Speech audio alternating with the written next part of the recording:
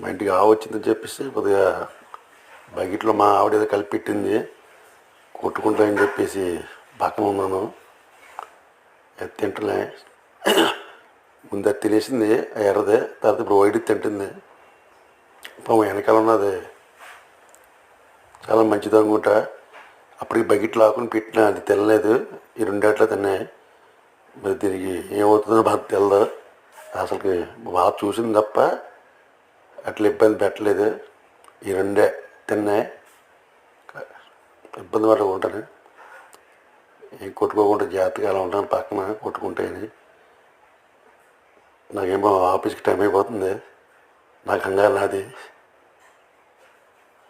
ఏమో జాగ్రత్త స్లోగా తింటలే, తినే వరకు ఉన్నాను.